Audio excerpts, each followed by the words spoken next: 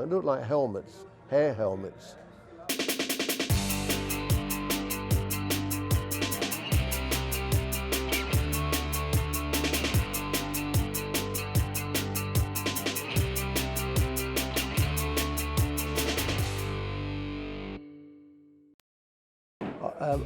I started cutting the Beatles' hair from sort of late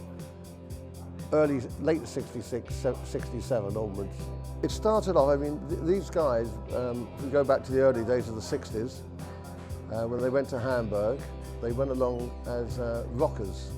You know, the old rock and roll, the old Gene Vincent look of hair all greased back. You know, motorbikes, rock and roll, and that's how they looked. That started until they moved on and decided to come back to England, but in between that they met somebody in Germany, in Hamburg in 1961, called Astrid. Now, at the time, the band consisted of John, Paul, George, Stu Sutcliffe, and the drummer was Pete Best. No Ringo. When she met the Stuart Sutcliffe guy, she fell madly in love with him. And she was with her boyfriend at the time was Klaus Voormann. Now, Klaus Voormann ended up playing bass guitar for John in the Yoko in the Plastic Ono band. But she decided to push Klaus Voormann's hair forward because he had floppy ears. When she saw Stuart Sutcliffe, and he was a very beautiful looking guy, and she was a photographer, that she thought that to get rid of the grease of their hair, she would wash the grease out and comb her hair forward, exactly like she did with Klaus. That was the first time that the Beatles sort of had this mop. It came forward. When they came back to England, you've got to remember, in England, the people that we were looking at were people like Perry Como, who was a big hit, Frank Sinatra was in the 50s. These guys were big, and the only guy that was individual was Elvis Presley, and he had his Elvis Presley haircut. The only other haircut at the time was a guy called Tony Curtis, handsome looking actor. His hair was short, and everybody wanted to have a Tony Curtis. So you had a Tony Curtis, or you had a college look, and suddenly the Beatles came along and had their hair, no grease, and had their hair going forward. Their hair was getting a little bit longer. You can't always have that fringe, but if you look at the album Beatles for Sale, for instance, their hair is beautiful. You know, all four of them, hair going forward, shiny. It looked different. It looked like helmets, hair helmets.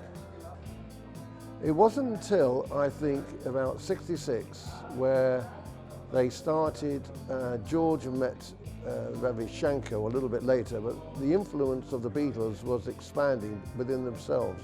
Because it was always Lennon and McCartney, and gradually they were dressing individually. One day I would go there, John would have a moustache and long sideburns, exactly like Sgt. Pepper. That's why I met him in that situation. Paul would have a beard, George would have a moustache, Ringo would have a moustache. They were just, you know, like every guy doing what they want to do, but you can imagine that if they appeared in the public with a moustache, people think, oh, it's trendy, we'll have a moustache. Or long sideburns, we'll have long sideburns. Or wear national health glasses, which John Lennon originally used to get those in the National Health in England, and nobody would ever wear them. That was the poor man's glasses.